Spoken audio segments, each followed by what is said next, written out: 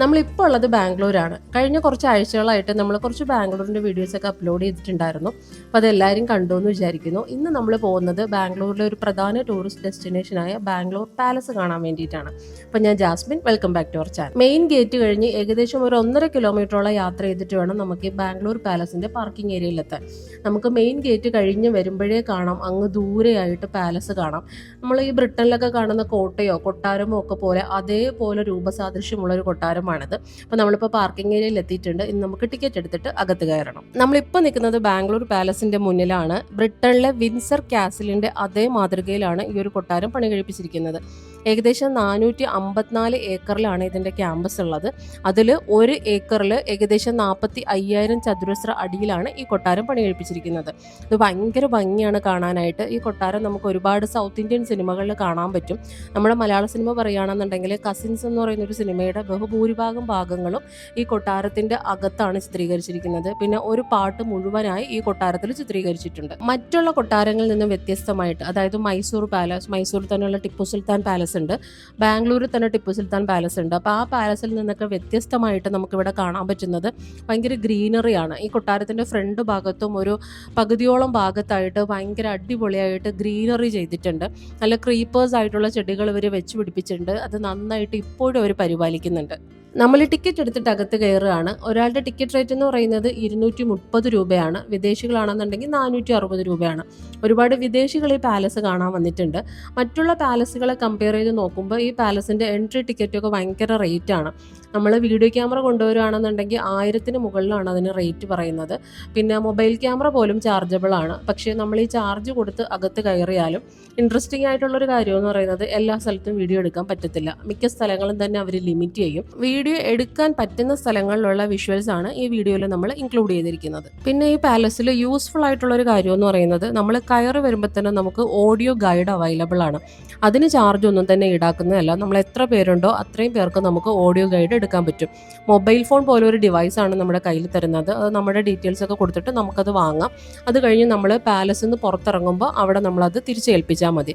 അപ്പോൾ ഓരോ സ്ഥലങ്ങളുടെ നമ്മൾ ഓരോ റൂമിൽ പോകുമ്പോഴും ആ റൂമിനെ കുറിച്ചുള്ള എല്ലാ ചരിത്രങ്ങളും അതിൻ്റെ അകത്ത് നമുക്ക് പറയാം. ഒരുപാട് ലാംഗ്വേജിൽ, സൗത്ത് ഇന്ത്യയിലുള്ള മിക്ക ലാംഗ്വേജിലും ഈ ഒരു ഓഡിയോ ഗൈഡ് അവൈലബിൾ ആണ്. ഹിന്ദിയിലും ഇംഗ്ലീഷിലും ഒക്കെ അവൈലബിൾ ആണ്. അപ്പോൾ ശരിക്കും പറഞ്ഞാൽ ഇന്ത്യക്ക് പുറത്തുനിന്ന് വരുന്നവരായിക്കോട്ടെ, അല്ലെങ്കിൽ ഈ സൗത്ത് ഇന്ത്യയുടെ പുറത്തുനിന്ന് വരുന്നവരായിക്കോട്ടെ, അവരുടെ ലാംഗ്വേജിൽ അവർക്കത് മനസ്സിലാക്കുക എന്നുള്ളതാണ് ഏറ്റവും വലിയൊരു ഇമ്പോർട്ടൻ്റ് ആയിട്ടുള്ള കാര്യം.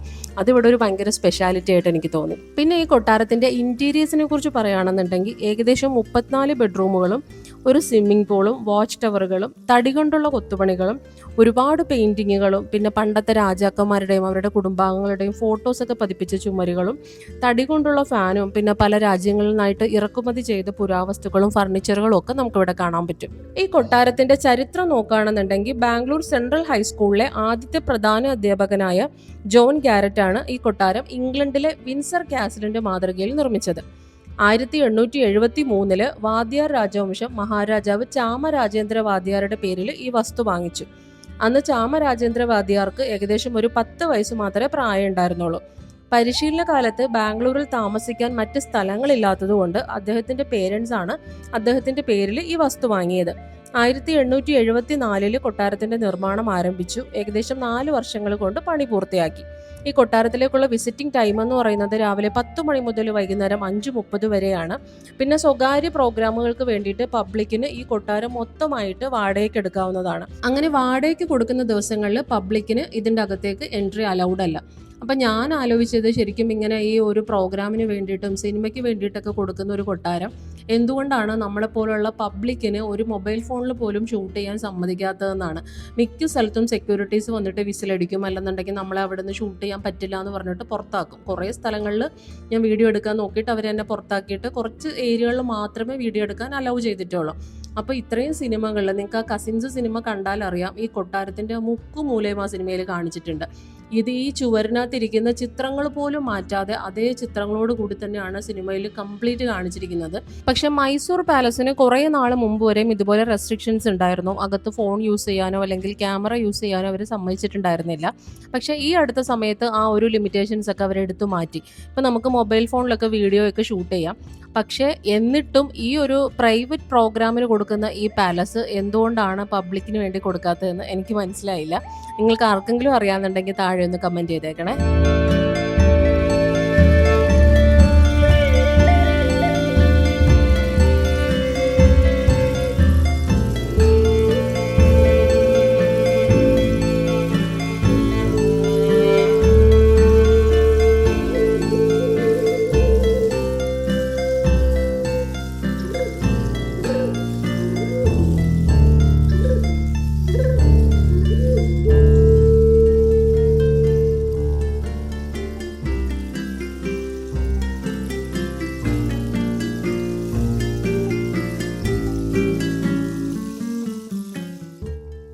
ബാംഗ്ലൂർ ടൗണിൽ നിന്നും ഏകദേശം ഒരു 4 കിലോമീറ്റർ വന്നാൽ നമുക്ക് ബാംഗ്ലൂർ പാലസിലെത്താം.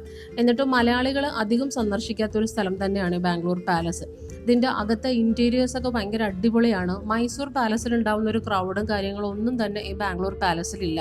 ഇവിടുത്തെ ഒരു എൻട്രി ഫീസ് ചിലപ്പോൾ ഒരു കാരണമായിരിക്കാം, പക്ഷേ ആ ഒരു ഫീസ് കൊടുത്ത് കയറിയാലും നമുക്ക് ശരിക്കും വെർത്ത് വിസിറ്റാണ്. നമുക്ക് ഈ ഓഡിയോ ഗൈഡും കൂടെ ഉള്ളത് കൊണ്ട് ഒരുപാട് കാര്യങ്ങൾ നമുക്ക് മനസ്സിലാക്കാൻ പറ്റും. പിന്നെ ഇതിൻ്റെ അകത്തെ ഇൻറ്റീരിയേഴ്സ് എന്ന് പറയുന്നത് ഭയങ്കര അടിപൊളിയാണ് കാണാനായിട്ട്.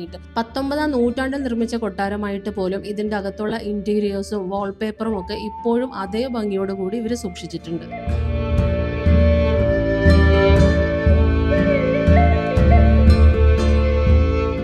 ഇപ്പം നമ്മൾ കാണുന്നത് സ്നൂക്കർ ഗെയിമിൻ്റെ ഒരു ടേബിളാണ്. ഏത് നൂറ്റാണ്ടിലുള്ളതാണെന്ന് കൂടി ആലോചിക്കണം. അതിപ്പോഴും അതേ ഭംഗിയോട് കൂടി തന്നെ നന്നായിട്ട് മെയിൻറ്റെയിൻ ചെയ്തിട്ടുണ്ട്. ഇപ്പം നമ്മൾ കാണുന്നത് ഈ കൊട്ടാരത്തിൻ്റെ മിഡിൽ ഭാഗത്തായിട്ട് വരുന്ന ചെറിയൊരു ഫൗണ്ടൻ ആണ്. പക്ഷേ ഇപ്പോൾ ഫൗണ്ടൻ പ്രവർത്തിക്കുന്നില്ല. അതിൻ്റെ കൂടെ ചേർന്ന് തന്നെ നീല ടൈല് പതിപ്പിച്ച 2 ബെഞ്ചുകൾ ഇട്ടിട്ടുണ്ട്. അതിനകത്ത് നമുക്ക് കയറി ഇരിക്കുകയൊക്കെ ചെയ്യാം. പക്ഷേ ഇവിടെയും ഫോട്ടോ എടുക്കാൻ ഭയങ്കരമായിട്ട് കൺട്രോൾ ചെയ്യുന്നുണ്ട്. ഈ ബെഞ്ച് എന്ന് പറയുന്നത് സ്പെയിനിലെ രാജാവ് ഇവിടുത്തെ രാജാവിന് സമ്മാനമായിട്ട് കൊടുത്തതാണ്. പണ്ടത്തെ ചരിത്രങ്ങളൊക്കെ അടങ്ങിയിട്ടുള്ള ഒരു ചിത്രങ്ങളൊക്കെയാണ് ഈ ടൈലിൽ പതിപ്പിച്ചിരിക്കുന്നത്. ഇപ്പോൾ നമ്മൾ കൊട്ടാരത്തിൻ്റെ കാഴ്ചകളൊക്കെ കണ്ടിട്ട് പുറത്തെത്തിയിരിക്കുകയാണ്. അകത്ത് വീഡിയോഗ്രാഫിക്കും ഫോട്ടോഗ്രാഫിക്കും ഒക്കെ ലിമിറ്റേഷൻ ഉള്ളതുകൊണ്ട് ഒരു 60% കാഴ്ചകൾ മാത്രമേ എനിക്ക് വീഡിയോയിലാക്കി നിങ്ങളെ കാണിക്കാൻ പറ്റിയിട്ടുള്ളൂ. ഇപ്പോൾ ബാംഗ്ലൂരിൽ ജോലി ചെയ്യുന്നവരാണെങ്കിലോ അല്ലെങ്കിൽ ഏതെങ്കിലും ആവശ്യങ്ങൾക്കായിട്ട് ബാംഗ്ലൂരിലൊക്കെ വരുന്നവരാണെങ്കിലും തീർച്ചയായിട്ടും നിങ്ങൾ ഈ പാലസ് വന്നൊന്ന് കാണണം. ഒരുപാട് കാഴ്ചകൾ നമുക്ക് അകത്ത് കാണാനുണ്ട്. കൊട്ടാരത്തിൻ്റെ പുറത്തേക്ക് വന്നു കഴിഞ്ഞാൽ നമുക്ക് ഫോട്ടോഗ്രാഫിക്കും വീഡിയോഗ്രാഫിക്കും ഒന്നും തന്നെ ഒരു ലിമിറ്റേഷനും ഇല്ല. നമുക്ക് ഇഷ്ടം പോലെ ഫോട്ടോസൊക്കെ എടുക്കാം. പക്ഷേ കുറച്ച് ഏരിയ ഇവർ ബാരിക്കേഡ് വെച്ചിട്ട് കവർ ചെയ്തിട്ടുണ്ട്. അതിൻ്റെ അകത്തേക്ക് നമ്മളെ കയറ്റില്ല. പിന്നെ ഈ ഒരു നടുമുറ്റം എന്ന് പറയുന്നത്, അതായത് നമ്മൾ ഈ ഒരു കൊട്ടാരത്തിൻ്റെ പുറത്ത് കാണുന്ന ഇത്രയും വലിയൊരു മുറ്റം എന്ന് പറയുന്നത് ഇത് ശരിക്കും പബ്ലിക് ഇവന്റുകൾക്കും കൊടുക്കുന്നതാണ്. സാംസ്കാരികമായിട്ടുള്ള പരിപാടികൾ, പിന്നെ കച്ചേരികളൊക്കെ, സംഗീത കച്ചേരികളൊക്കെ ഇവിടെ വെച്ച് നടത്തുന്നതാണ്. അതൊക്കെ ടിക്കറ്റ് വെച്ചിട്ടുള്ള പ്രോഗ്രാം ആയിരിക്കും. അങ്ങനെയൊക്കെ ടിക്കറ്റ് ഒക്കെ കിട്ടുകയാണെന്നുണ്ടെങ്കിൽ നമുക്ക് ആ പരിപാടികൾക്കൊക്കെ വന്ന് പങ്കെടുക്കാം. പിന്നെ പുറത്തുള്ള ഒരു പ്രധാന കാഴ്ച എന്ന് പറയുന്നത് വിശാലമായിട്ടുള്ള ഒരു പൂന്തോട്ടമാണ്. നമ്മളിത് ബ്രിട്ടീഷ് കൊട്ടാരത്തിൻ്റെ അല്ലെങ്കിൽ ബ്രിട്ടീഷ് കാസിലിൻ്റെ രൂപത്തിലാണല്ലോ ഇത് പണിഞ്ഞിരിക്കുന്നത്. അതേപോലെ തന്നെ പുറത്തും നല്ല ബ്രിട്ടീഷ് മാതൃകയിലുള്ള നല്ല അടിപൊളി ഒരു പൂന്തോട്ടമുണ്ട്. അവിടെ നമുക്ക് കുറേ നേരം പോയിരിക്കാം. അങ്ങനെ കുറേ നേരം നമുക്കിവിടെ എൻജോയ് ചെയ്യാം. നമ്മുടെ ഇന്നത്തെ വീഡിയോ ഇവിടെ അവസാനിക്കുകയാണ്. ബാംഗ്ലൂർ പാലസിൻ്റെ കാഴ്ചകളും വിശേഷങ്ങളും ഒക്കെ ഇഷ്ടപ്പെട്ടു എന്ന് വിചാരിക്കുന്നു. പക്ഷേ നമ്മുടെ ബാംഗ്ലൂരിലെ വീഡിയോസ് ഇവിടെ കഴിഞ്ഞിട്ടില്ല. ഇനിയും 2-3 വീഡിയോസും കൂടെ വരാനുണ്ട്. അപ്പോൾ ഇന്നത്തെ വീഡിയോ ഇഷ്ടമായിട്ടുണ്ടെങ്കിൽ എപ്പോഴും പറയുന്ന പോലെ ഒരു ലൈക്ക് തരണം. നിങ്ങളുടെ അഭിപ്രായങ്ങൾ താഴെ കമൻറ്റ് ചെയ്യണം. ഇതുവരെയും ഈ ചാനൽ സബ്സ്ക്രൈബ് ചെയ്യാതെയാണ് കാണുന്നുണ്ടെങ്കിൽ ചാനൽ ഒന്ന് സബ്സ്ക്രൈബ് ചെയ്തേക്കണം. അപ്പോൾ നമുക്ക് അടുത്ത വീഡിയോയിൽ കാണാം. ബൈ.